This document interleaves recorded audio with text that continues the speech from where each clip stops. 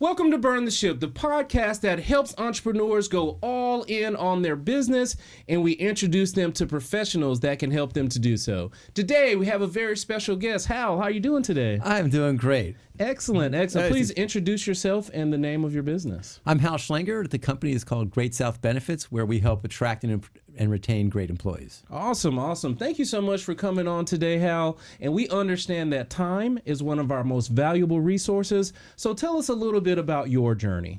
Short version was after college, thought that I wanted to be in TV production and wanted to be in the big world, big companies, and got into the cable TV industry and the satellite TV industry, and it was all the biggest players.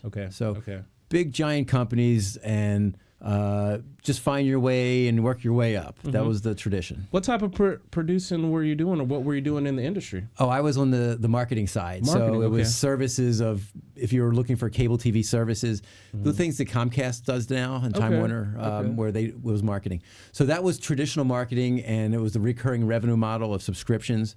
So that's what I came from, was learning how to build relationships with your customers. So that's where we started. Where did some of those roles take you? Was that here in the South? Was it all over the country, all over the world? Tell us a little bit about that. It was all East Coast. So I was in New York, New Jersey, Pennsylvania, Virginia, Maryland.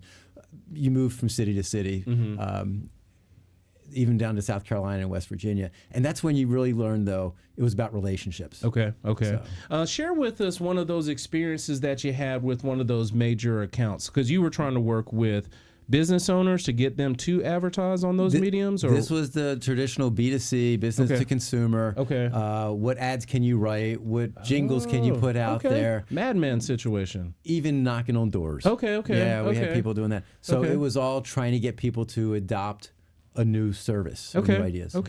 Now, you did that for years. Did you transition straight into your current position, or did you do a couple other things along the way? So a couple things along the way that were related was going from cable TV to satellite TV was, we used to call it the dark side. Which was when satellite TV existed. It was like, if you don't like the cable company, where else can you go? And that's clearly changed. And from there, from primarily video, internet access became the dominant value and such. So I got involved doing internet service providers, and that's even including Earthlink, which was a great company. And that's when I realized culture is this huge difference, because I had worked at Dish Network, EchoStar, and Dish Network's got a really fascinating culture, and it's really a flat company, and you really see the owners of the company make decisions, and that was that. There wasn't lots of corporate. But in other companies I've worked with, you find that there's so many layers, and then you find people that are competing with each other just internally for essentially what I would consider the wrong reason. So you were going through the transition to satellite, and then, the satellite, and then from there, did you have a revelation and say, now I want to help businesses retain good employees? Or was it a specific thing that happened that made you get into, the benefits portion? Are we talking about the burn the ship time? Yes. Yes. So after satellite TV and I'm doing internet access providers, and those were all large companies, I remember coming to a meeting, and somebody said, "Oh, I just came back from vacation, la-da-da-da-da." Yeah. Nobody knew the person was on vacation. Oh, no. Okay. How do you have a company where you don't, where people just come and go, and you really don't have accountability and productivity? Just kind of disappeared. So I started thinking and scratching my head and realizing that these are also the companies where my competition is actually my colleague who's getting more attention or more visibility or more love from the company than me. I can't get ahead. It's like, no, we're not working together. And that was the burn the ship comment, which was like, wow, there's small companies that do some really great things. And I say small, middle market, that are doing some really great things. So that's probably where I fit better. And it was a culture thing. And I just realized, I'm out. I got to go find something that's a small business. Small business, 5 people, 50 people, not 500 people. Right. And that was it. It's like, all right, I'm out of here. Now, there are so many different options that's open for you. The world is your oyster at that particular time. What is it that drew you to the benefits portion of what you're currently doing now? Did you have a conversation with someone, take a test? How did you get there? So there were two things. Okay. One is part of my journey included several years in Silicon Valley. Okay. Love the place. If you want to find energy, find an excuse to be there. These are people, and I guess you can see it a little bit in Boston and Austin as well as Atlanta, where there are just optimistic entrepreneurs. Hang around those people, and you just get excited about solving problems. Right. Along with that, my wife is a nurse practitioner. Okay. Great services, really needed, wonderful person, of course. And we got into this conversation about her business, and most of the time, providers, for which she is, like a doctor, nurse practitioner, PA, they bill for their services. They don't know what they bill. Okay. And they bill different companies, different prices for the same service. And it was really crazy. And I'm listening to this conversation about, well, here's the care you need, and then I'm going to recommend you get this MRI, or you need this other test, or, oh, it's time for this procedure where we need to, no idea what things cost. And what happens if you make a recommendation and the patient can't afford it? That needs to be brought into consideration. Or you recommend some sort of care and child care gets in the way, right? There's all these things that have to be taken into consideration. And that was kind of wow, there's a problem to solve. Yes. There's a problem to solve. Healthcare, and you've heard the phrase, without your health, you've got nothing. You can't do your job. You can't spend time with your family. You can't go fishing. Whatever those things are that you like to do. Right. You're not feeling well. You're not doing any of it. Yeah. Like, wow, this is really appealing, that if I could help people be healthier. And that's kind of where it started. And when you were asking about helping you attract and retain employees, same idea. If you have sick employees, they're not reliable. They're not going to help your customers. Yes. Whatever it is you need. So yeah, because health is wealth. Because if you can't get out here and perform because you're not healthy, you're not going to be able to do anything. I say it all the time. I have to do a lot of running around with helping the individual reps we have. I got a couple children. I got to be running around with them. If I can't get out of the bed because I have a health issue, I'm not going to be productive at all. So, I definitely understand the importance of making sure you're taking care of yourself. Yes to everything you said, and take it one step further. There's a phrase that's working its way around called presenteeism. Okay. Presenteeism? Yeah, that's new to me, yes. Okay. So I'm sick, or my kid is sick.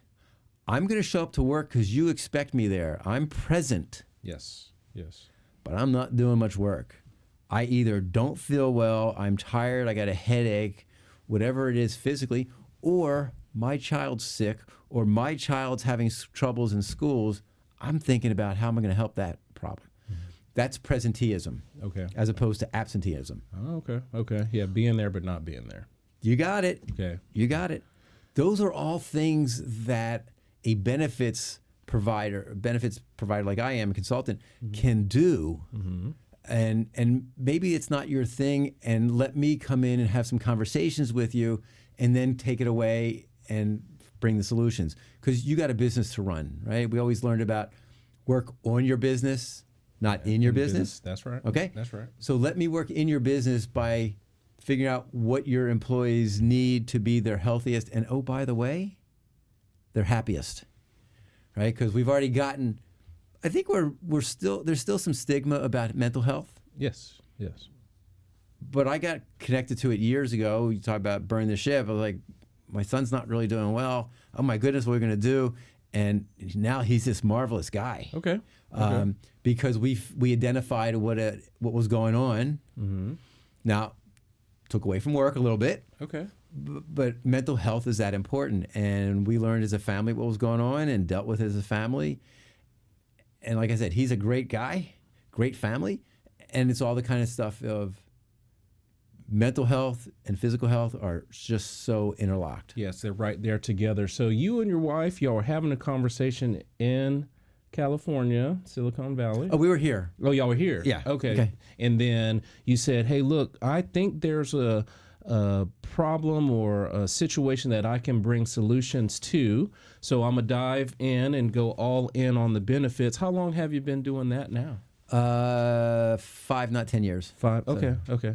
And tell us a little bit more as far as, I know the benefits, but what type of benefits are you providing? How are you helping to retain those clients? What does that mean? Try to create a good framework so I can understand a little bit better. Sure. So the framework that most people think about is health insurance or health care. Okay. Right? It's the medical care. It's my wellness exam. It's what happens if I go to the hospital. What happens if I get cancer?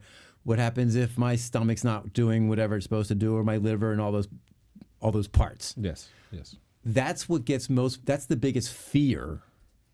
And that's what generates so much business. And I think your business is the same, right? If I can't take a transaction, or if the transactions aren't safe. That's right.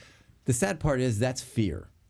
And most of us are driven more by fear than anything else. So to answer your question, the way people want to be talked with, fear. Okay. I provide the benefits that you're most scared about. And by the way, if you think about who's watching and listening, the biggest cause of bankruptcy, divorce, loss of job, combined with all the other reasons for it, medical costs drive more bankruptcy than everything else combined. 2/3 of personal bankruptcies are caused by medical bills. Whoa, I would have never thought that. I thought it would be, divorce or some sort of financial thing, I never thought about medical. Why is that such a huge disparity in how much it costs to get these things taken care of inside? Why is it so expensive like Part of it is we just don't know what things cost, and we've not become consumers. Okay. We've just said whatever the insurance company goes. And the wild part is when I offer insurance options for people, I don't know how it compares to pay what you do, is people will say, well, is my doctor in my network? Yes, I've heard that. Right. People are more interested in the network, which is simply a group, it's a contract rate. And doctors will be part of 5 or 6 different things. When you're offering payment services and you have the devices on location, right, the brand names probably only have so much input because people want to know, I trust you, your stuff is reliable, you're backing it up, I'm not worried about the brand. For us, they seem to mostly care about the network, when I've got a whole bunch of solutions, including ones that will say in-network and out-of-network are taken the same. And then the more recent conversation, which is where people really need to think, is there's in-network, out-of-network, and now there's a preferred in-network. Okay. Preferred in-network. What does that third thing mean? Yeah. It means that I already know the outcomes that doctors have. All right. Some surgeons, some other practitioners have better outcomes than others. For the same reason when you talk about your representatives, some of them have better productivity. Same with people on the phone with customer service. Some of your customer service people can handle things more efficiently than others. Okay. So we'd want to hire that person. So they keep like a batting average or a score card based off of the practitioner and their... Totally. Oh, okay. Complications. Like the story goes, somebody said, I needed a shoulder surgery, so who do? I don't go to Google, right? We know that's not reliable. So what do? You ask your friends. You put it on Facebook or wherever, social media. One of your friends says, oh, I just had that procedure done too for my shoulder, and my doctor was great. In fact, they did this procedure, everything was going well, and then it was not recovering as fast, and I still had some pain. So the doctor was really quick about letting me come back in. They did something the second time, and now I'm all better. Okay, okay. The insurance company just paid for 2 procedures. If you knew that doctor had complications, the rate of complications, wouldn't you want to avoid that doctor and just not have the complication? Yeah, okay. That makes sense because I know they went in, followed up, and fixed it, but they should have done it correctly the first time. That's our belief. Okay. And if I could tell you which doctors do that shoulder surgery versus a knee surgery or whatever, you'd probably want to go to the specialist as opposed to somebody who does it once a month. Yes. So if I gave you that data and said, here's 3 doctors, or here's all the doctors, you go to anyone you want, but by the way, these 2 have a really good success rate. If you'll go there, I will waive the copay, or I will waive the deductible, or lots of different things. I will steer you to them, but it's your choice. Yes. As the provider, you are trying to avoid paying for 2 procedures. You want to send someone in the preferred in-network because they have a great track record, and you will give a benefit to the end user or the patient for going to that person because of the doctor's track record. Yes, and what you just described is newer. Okay. People are most comfortable with the traditional Anthem, United, Aetna, Cigna. We refer to it as fully insured. They do everything. They have the network. They process all the claims. They keep all the profits. Okay. And that's where when people will tell me, oh, health insurance is broken, I would tell you it's not really broken. The incentives are misaligned. Okay. The insurance company, to make more money, and that's what it does, to make more money, it's going to manage which claims and which care is done. And the longer they draw things out, the happier they are. In fact, they may think that you're going to change jobs and be out of their pool, okay, or something else. But they're not as motivated as you and your boss are to keep you your healthiest. Mm-hmm. So that's where I come in with other options, although we can still use the networks. Okay. So when we take a look at the ideal person you're trying to get in front of, it seems like it is both the patients or the workers and also the companies, or are you working with both, or who's the ideal person you're trying to get in front of? I'm trying to get in front of the person who makes decisions and who wants to see, who has that vision. Okay. Somebody who's either open to new ideas or says, I've had enough, I need to do something different. Mm-hmm. It tends not to be the employees. Okay. Because the employees are so busy in their life, they're not thinking about this. Occasionally we'll get an employee who goes, I can't tell you how much the company is charging me for my share of the health insurance, it's got to stop. It's really that they need to introduce me to the CFO, the COO, CEO, the people who are concerned about the cost and want to find a better way. Okay. Sounds like you are providing information on a subject in which we have just been laissez-faire with forever. Brilliant. It's like we've been, this is the way that it is, but you're sharing with us now, it's so much more knowledge surrounding it, and you can make better decisions if you were informed, and that's what you're helping with, bringing that knowledge. Is that a fair assessment? You're so on target. Yes, you're totally. Okay. And take it a next step further. If I were to look at you and say, Roderick, based on how you're doing right now and all your abilities, how much of your condition today is based on genetics, based on medicine, and based on your choices? How would you split percentage-wise? Okay. I don't know. Ballpark. I see what you're saying. Just ballpark. What is the percentage of your health today based on your genetics? I would say maybe 65%. Right. Most people think that their genetics is the majority of what they are. Yes. Now, it may have been determined why you're so much taller than I am. Mm-hmm. But genetics, and this was a Mayo Clinic study, and there are some others. Mayo Clinic said it's roughly 20% of your health is determined by your genetics, and about 10% by medication and health care that you are receiving. Okay. That leaves 70% to the environment you live in, the level of stress you have to you live with, right? Living downtown, much more noisy and frenetic versus being in the suburbs out in more rural. Mm-hmm. Food choices, daily activity levels, all of these things are your lifestyle choices. Tobacco use, right? Lifestyle choices account for 70% of your health. Okay. I had it backwards. It's the decisions that you decide to make in the morning throughout the day that have more effect on your health than mom, dad, grandma, granddad. Yes.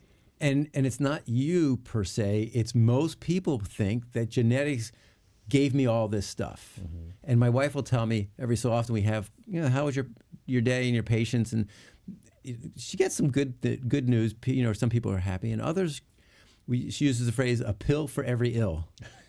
I get it. A pill for every ill. Right. I just noticed this is bothering me, or I took this test and it shows I'm whatever. What do you got for me? And nobody wants to hear physical therapy. Yes. That makes sense. Get out there, jog a little. Yes. Nobody wants to hear mental health counseling. No, just give me a pill. Yes, take the easy route. We will totally agree that there is a role for medication. There are body parts that don't work, and we can make that. So please, nothing against medication, and the fact that it's now literally a third of the cost of Medicare, right? Medical costs right now. 1/3 of your premiums are going to cover drugs. Okay. And the sad part is some of the drugs are $3 and $4 a month, but people don't know what they cost, and we use a lot of them, and we prescribe even more of them. Some of them are going to be chronic, and you need them for the rest of your life. Got it. Insulin, diabetic, don't have a pancreas, you need it. Yes. Got it. On the other hand, if you can control your lifestyle, there are some things that you can control and get off the medications. Some you can't, some you can't. I'm not here to judge. I'm here to support. And to your point, the more we can educate and make people aware, the more they can take ownership of it. And we sure do want ownership and control of our own life. Yes. Hopefully everyone that is listening today takes this takeaway that I am getting and receiving from you now. Your choices make a difference. The choices that you make, like I said, where you decide to live, how you handle the stress of driving in the traffic, we can't help that, but we can control how we react to that in particular environment. Yes. We can control where we stop to eat. Yes. Those types of decisions make a difference when it comes to your health.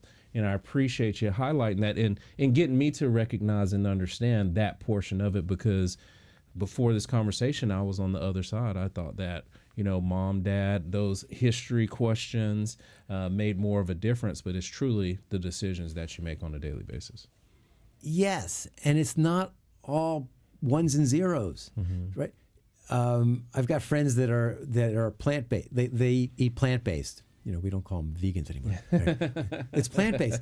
And what you realize, and I love when Armand told me this, he said, it's not so much that you give up meat or poultry, or it's maybe you're on a journey and that you eat plant-based once or twice or 3 times a week. Okay. Right? Your choices. It's just what you said. It's where you stop to eat. There's nothing wrong with having a burger. There's nothing wrong with a piece of a steak. Right? We can keep going on about barbecue.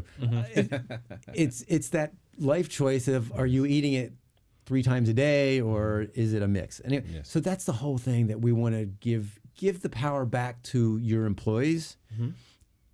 And the benefit plans that I do are designed to give those choices. Okay. And then when you start having those choices, one, you feel better, and second, you appreciate the company you work for because the benefits, wow, I never knew I could do this or get that. Or I have kids at home, and now to use virtual health care, I don't need childcare to talk to my doctor. Okay. There's so many solutions. We just need to find, to what you were asking before, we need to find the companies that go, enough is enough. I need a better way. I need a smarter way. As we are, creating the painting, and we are painting on the canvas now to make it a little bit clearer, can you share with us one of your more recent assignments where you were working with a client? They were either confused or didn't know, and then you were able to bring it on home and provide them with a success story. Can you share one of those for us? Sure. There's a promotional marketing company, and their plan said, we have a network of doctors. You go to that doctor, that choice, and if you need to see a specialist, they'll refer you to somebody in the network, and on, and that's all it was.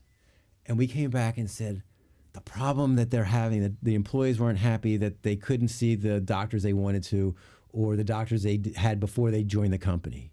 It's like, wow, that's going to prevent you from recruiting people when you say, oh, you have to go to this narrow network.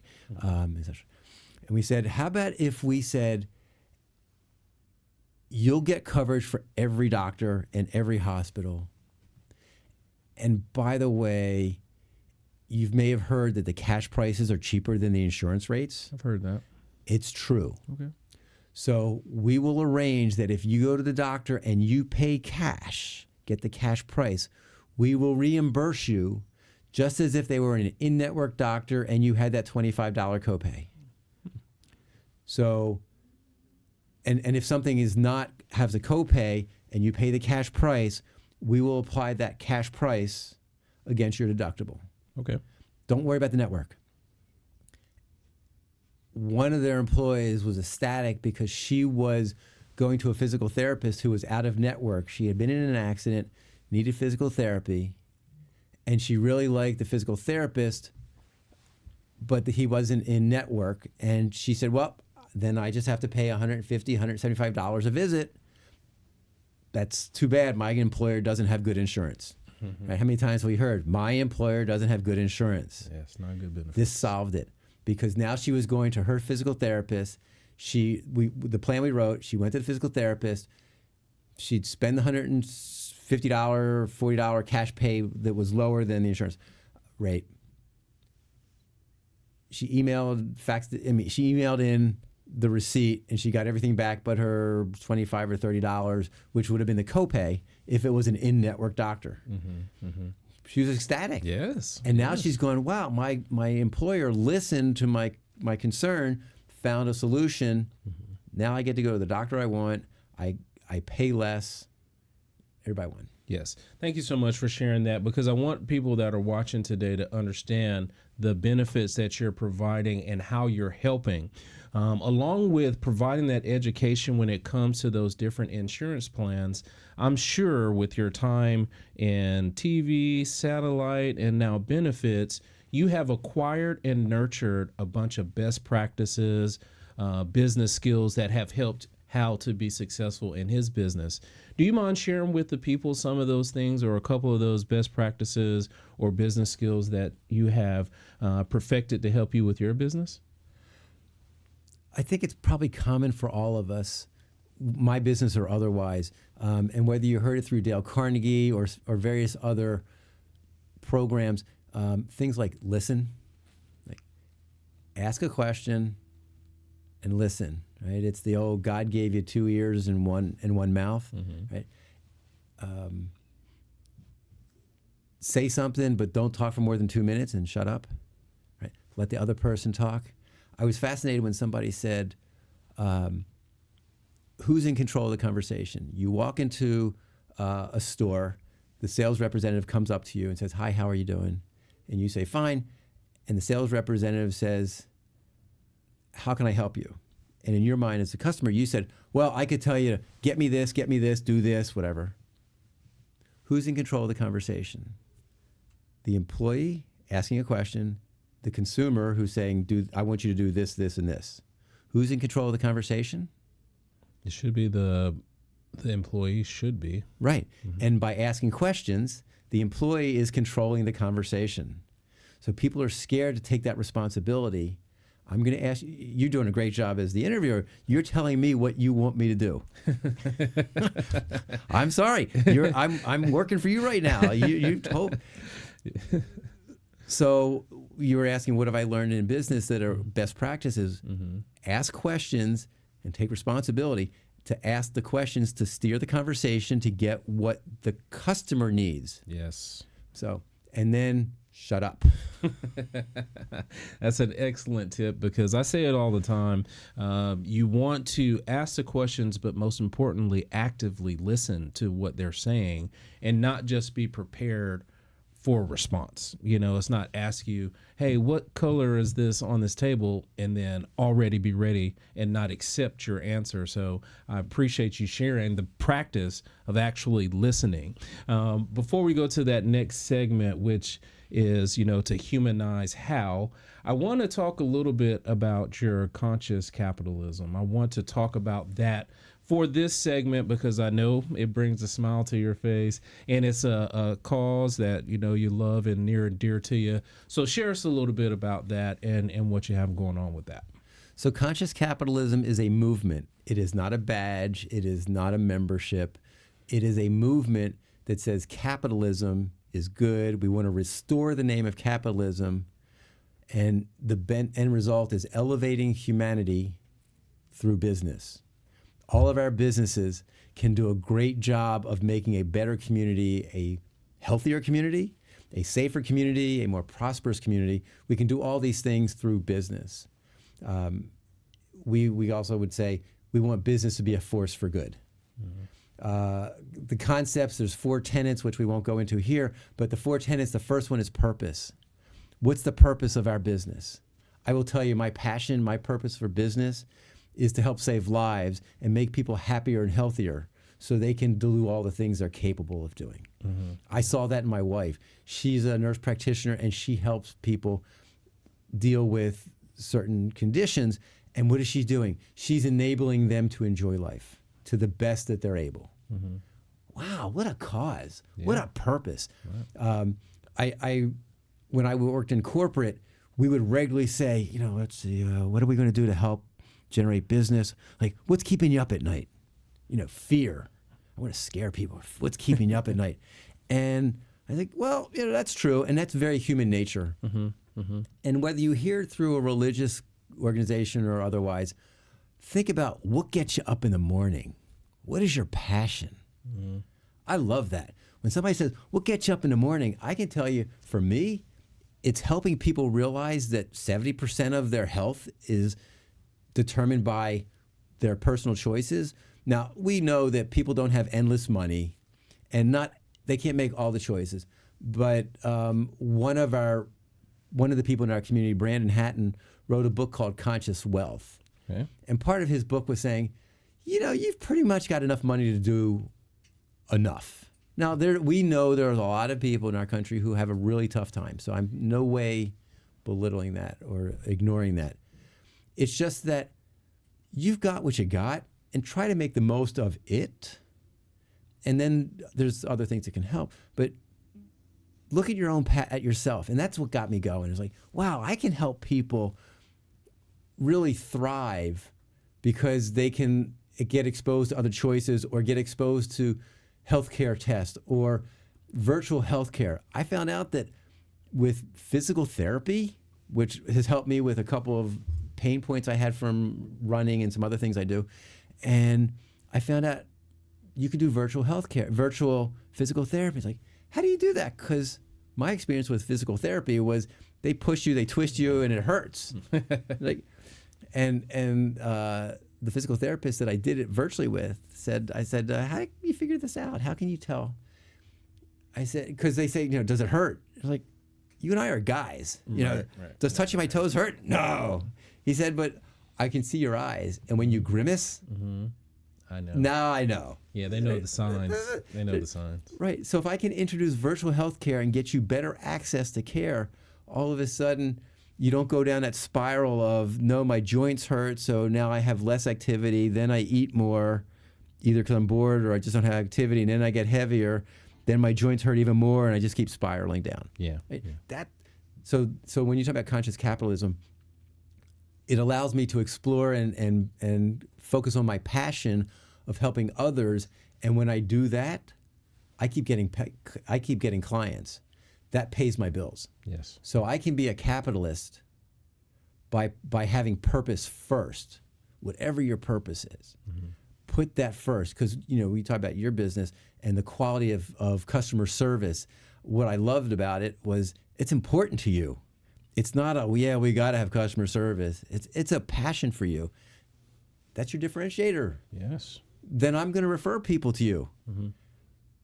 Wow, your purpose led to a referral, which led to business. That's capitalism. Yes. That's capitalism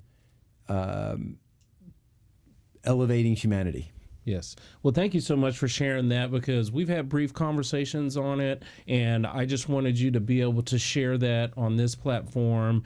And again, I definitely appreciate you talking about that. And you said something briefly about the gentleman that wrote the book, you know, how we have enough to do whatever we really want to do. We always want more. Let's just play pretend for a second, and let's say that all of the companies have the benefits that they need. The employees can go do those particular networks and networks preferred, and time and money was not an issue. What is it that Hal would do with his time if he didn't have to worry about any of those things? I'm actually already doing that. I mean, there's no reason not to start doing it. So I've gotten involved in the interfaith community. Okay. I always wondered growing up in my religion why people had these other religions, and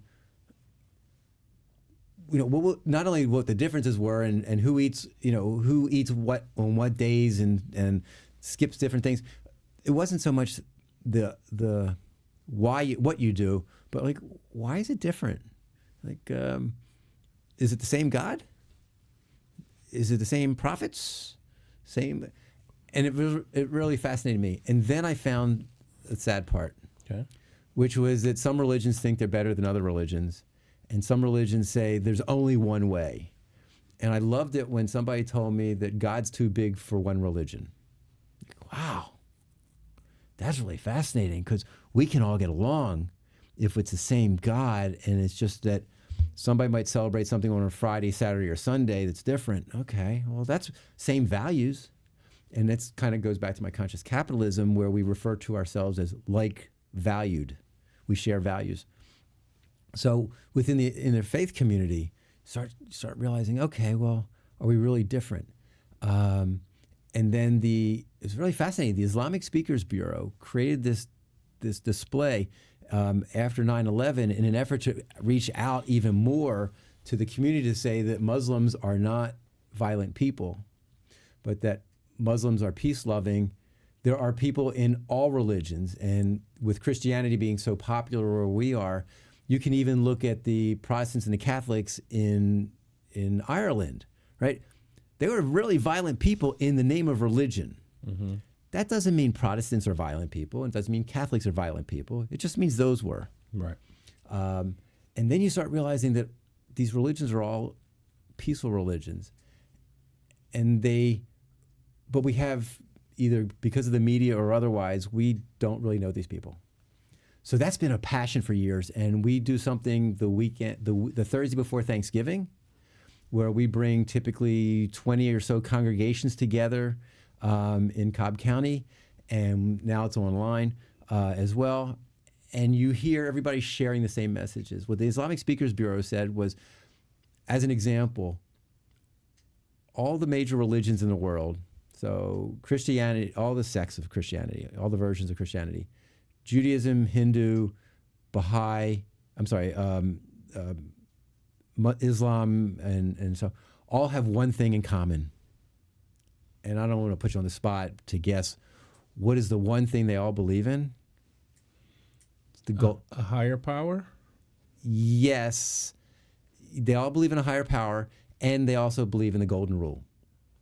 That is what? Treat others as you'd like to be treated? Right. So one religion says treat others the way you want to be treated. A different religion will say don't treat people the way you don't want to be treated. Or one might say don't treat your brother the way you don't. It's different words saying the same message. And all these religions have it in their books of guidance. And then you realize, okay, we're like valued people. We just have different prophets or different stories. And pretty much if you look at the Old Testament and the New Testament, the Quran and the other books, there's a lot of stories in there, helping us have context of how to apply teachings so that we can all help each other, and we all realize you can't live alone. So this is all how to live together, help each other prosper, help somebody who's disadvantaged or having a bad day or a bad light, whatever, lost a family member. We're all there together. Yeah. So that's become the passion. Okay. That's awesome, because even in all the things that you're doing, you're still focused on how you can help others. I ask that question all the time, what would you do? And with yours, you're like, I'm still want to get out here and help people. I'm already trying to get more education out to others so we can live a peaceful life and move forward. So that's very strong that with all the time and all the money, you would still be out there willing to help people. So I truly do appreciate that as a person, as you being Hal. Now, Hal, you shared with us a lot about business, what you do with the benefits, great best practices by listening. And we want to see if you can share, if some of the entrepreneurs that are watching the show have any questions, and want to get in contact with you, what's the best way for them to do that? Phone, text is 770-335-0077. Glad to share that. It's not confidential. And then email is my first initial and last name, HSCHLENGER @greatsouthbenefits.com. Okay, awesome. We truly do appreciate you coming on today, sharing with us about your journey, your business, peeling an onion layer back and telling us a little bit about that passion. And we always want to honor our guests by giving them the last word. So please look into your camera and tell the people something good. Favorite phrase, proactive or else. Awesome. I love it. Short, sweet, because if not, you get lost in the sauce and you're always reacting. So we definitely appreciate you coming on today. Thanks for being a guest with us. My pleasure. Thanks for having me. Excellent. And to everyone that is watching, be kind and thanks.